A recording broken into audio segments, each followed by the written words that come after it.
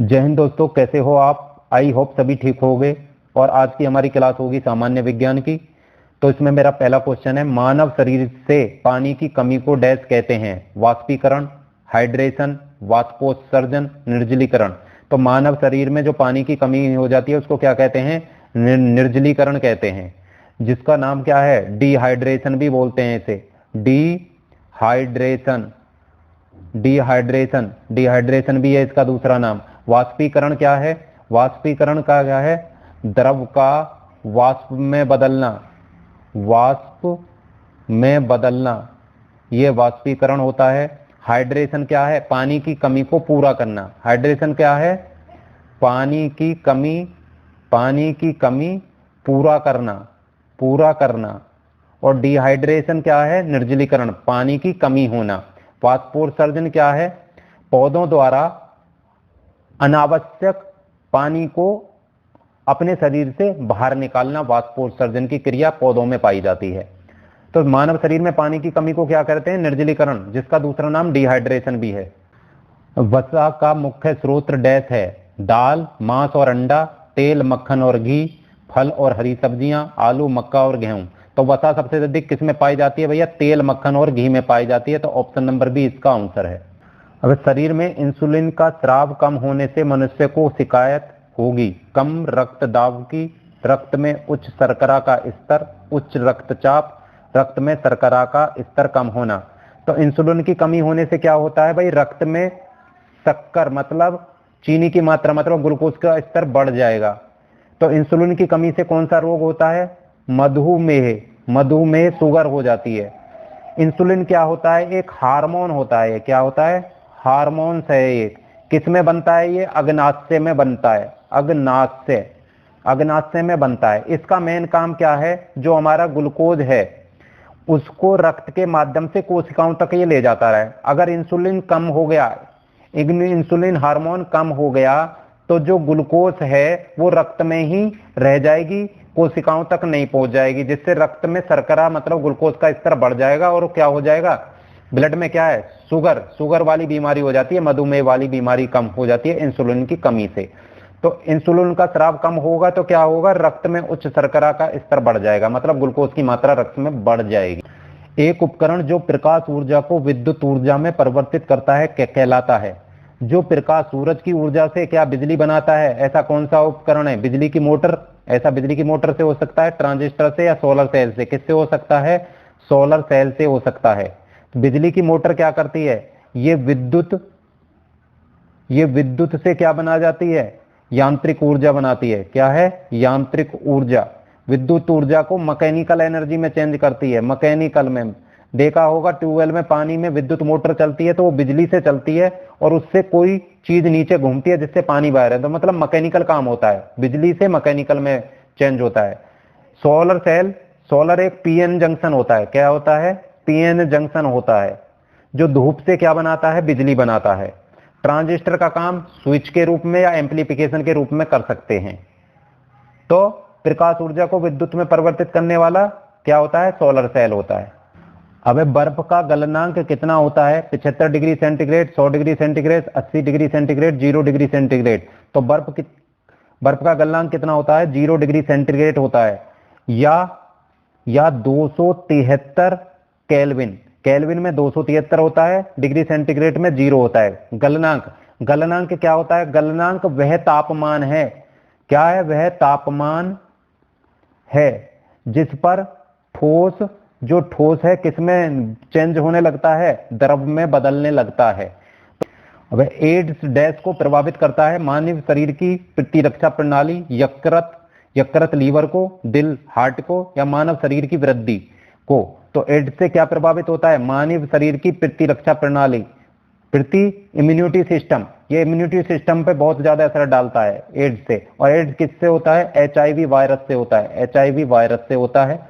ना तो ये यकृत लीवर को प्रभावित करता है, ना हार्ट को प्रभावित करता है, ना इससे मानव शरीर की वृद्धि रुकती है। यह इससे प्रतिरक्षा, शरीर की जो बाहरी बीमारियों से लड़ने की जो क्षमता होती है उससे वो कम हो जाती है।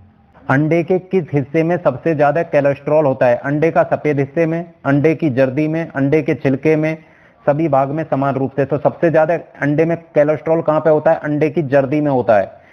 और एक अंडे में कितना कोलेस्ट्रॉल होता है? लगभग 186 मिलीग्राम के करीब कोलेस्ट्रॉल होता है।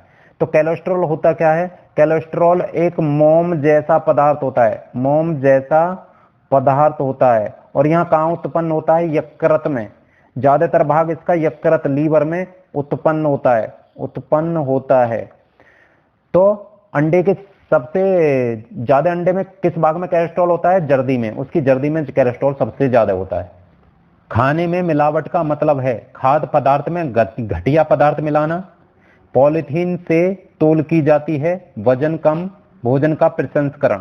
तो खाने में मिलावट का क्या मतलब होता है? खाद्य पदार्थ में खराब मतलब घटिया पदार्थ मिला देना। ना तो पॉलीथीन के साथ तोल दो तो मिलावट थोड़ी हो जाएगी? नहीं। किसी को वजन कम करके तोड़ो तो मिलावट हो जाएगी? नहीं होगी। भोजन का प्रसंस्करण, फूड प्रोसेसिंग बोलते हैं। ये क्या है? फूड प्रोसेसिंग फूड प्रोसेसिंग क्या है?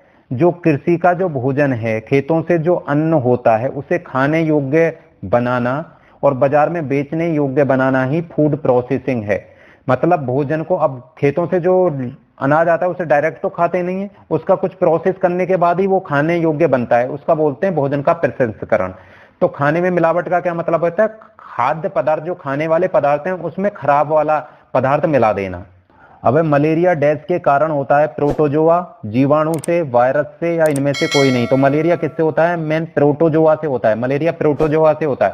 प्रोटोजोआ के कारण कौन कौन से रोग हो जाते हैं? एक प्रोटोजोआ से पायरिया बोलते हैं, जो दांतों में लगता है, पायरिया हो जाता है। पेचिस लग जाते हैं, जिसे दस्त बोलते हैं, पेचिस। और काला ज्वर हो जाता है। और क्या हो जाता है? मलेरिया किससे होता है? प्रोटोजोआ से होता है। ना तो ये बैक्टीरिया से होता है, ना ये वायरस से होता है, ना ये विषाणु से होता है। ये प्रोटोजोआ की बीमारी है मलेरिया, जो मच्छर के काटने से होता है। पक्षियों के अध्ययन को डैश कहा जाता है? पक्षी विज्ञान, कोशिका विज्ञान, कवक विज्ञान, ओडोटोलॉजी। तो पक्षियों का अध्ययन किसमें किया जाता है? पक्षी विज्ञान में। कवक का अध्ययन किसमें किया जाता है? कवक विज्ञान में किया जाता है। कवक विज्ञान का दूसरा क्या नाम है? माइकोलॉजी। इसमें कवक का अध्ययन किया जाता है, कवक का अध्ययन। ओडोटोलॉजी में दांतों की बीमारियों का अध्ययन किया जाता है। कोशिका विज्ञान में शरीर की कोशिकाओं का अध्ययन किया जाता है। और कुछ और विज्ञान हैं, जैसे शैवाल का अध्ययन किसमें करोगे? शैवाल विज्ञान में। शैवाल विज्ञान। और शैवाल विज्ञान का दूसरा नाम क्या है? फाइकोलॉजी में शैवालों का अध्ययन किया जाता है। कीट का अध्ययन कीट विज्ञान में। कीड़े मकोड़ों का अध्ययन कीट विज्ञान में। कीट विज्ञान का दूसरा नाम क्या है? एंटोमोलॉजी होता है। जानवरों का अध्ययन किसमें किया जाता है? जूलॉजी में। जूलॉजी में किसमें? जानवरों का अध्ययन जूलॉजी में। तो पक्षियों का अध्ययन पक्षी विज्ञान को। मानव शरीर डैश का उत्पादन नहीं करता। इसका मतलब है मानव शरीर में क्या चीज नहीं बनती है? विटामिन, एंजाइम, हार्मोन, खून। तो मानव शरीर में भैया खून तो बनता है, हार्मोन भी बनते हैं शरीर के अंदर, एंजाइम भी होते हैं शरीर के अंदर। विटामिन शरीर के अंदर बनते नहीं है। विटामिन किसी के माध्यम से खाए जाते हैं। सब्जियों में, फलों में विटामिन होते हैं ना, तो उसे हम खाते हैं। शरीर के अंदर उत्पन्न नहीं होते, प्रोड्यूस नहीं होते। तो क्या नहीं है भैया? ऑप्शन नंबर ए इसका आंसर है। मानव शरीर में विटामिन उत्पन्न नहीं होते हैं।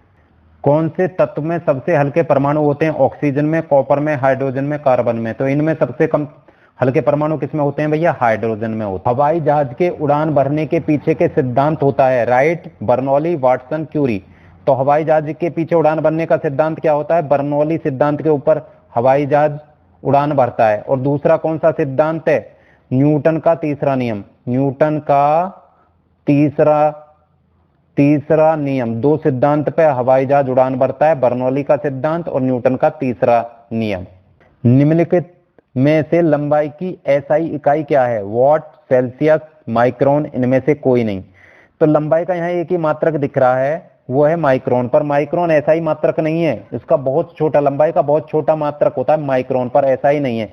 तो इनमें कोई नहीं है, इनमें कोई नहीं है। वाट किसका मात्रक होता है भाई? वाट होता है शक्ति का मात्रक। किसका? शक्ति का। सेल्सियस किसका मात्रक होता है? तापमान का, तापमान का। माइक्रोन किसका है? लंबाई का, लंबाई का, पर बहुत छोटा, लंबाई का ये छोटा मात्रक है, लंबाई का छोटा मात्रक है, ऐसा ही मात्रक नहीं है। ऐसा ही प्रणाली किसके ऊपर काम करती है? एमकेएस सिस्टम के, metre kilogram second, MKS system पर काम करती है। तो लंबाई का मात्रक मीटर होता है किसमें? एसआई प्रणाली में। तो एसआई प्रणाली में लंबाई का मात्रक क्या होगा? मीटर होता है। क्या होता है? मीटर। यदि डैश नहीं है तो एक कंप्यूटर बूट नहीं कर सकता। बूट क्या होता है? जब कंप्यूटर को हम ऑन करते हैं तो कंप्यूटर शुरू में बूट करता है। तो बूटिंग किसकी वजह से नहीं हो सकती? लोडर की वजह से, कंपाइलर, असेंबलर या ऑपरेटिंग सिस्टम। अगर कंप्यूटर में ऑपरेटिंग सिस्टम नहीं है तो कंप्यूटर बूट नहीं करेगा। तो ऑप्शन नंबर डी इसका आंसर हो गया। लोडर क्या है? लोडर ये भाग है ऑपरेटिंग सिस्टम का, ये ऑपरेटिंग सिस्टम का ही पार्ट है। ये क्या है? ऑपरेटिंग सिस्टम का पार्ट है लोडर। इससे प्रोग्राम लोड किए जाते हैं। इसके लोडर से क्या कहते हैं? प्रोग्राम लोड किए जाते हैं। लोड करना, प्रोग्राम लोड किए जाते हैं। कंपाइलर क्या है? कंपाइलर हाई लेवल लैंग्वेज, उच्च स्तर की भाषा को मशीनी भाषा में चेंज करता है। किसमें? मशीनी भाषा में ये चेंज करता है। और असेंबलर क्या है? असेंबलर क्या है? असेंबली भाषा को ये क्या करता है? असेंबली भाषा को मशीनी भाषा में बदलता है, मशीनी भाषा में बदलता है। तो कंपाइलर और असेंबलर ये भाषा के चेंजमेंट के काम आते हैं। लोडर प्रोग्राम लोड करता है, ये ऑपरेटिंग सिस्टम का ही भाग होता है। अगर कंप्यूटर में ऑपरेटिंग सिस्टम नहीं है तो कंप्यूटर बूट ही नहीं करेगा। तो ऑप्शन नंबर डी इसका आंसर हो गया। वीडियो अच्छी लगे तो लाइक करो, शेयर करो और चैनल को सब्सक्राइब करो। Thank you for watching.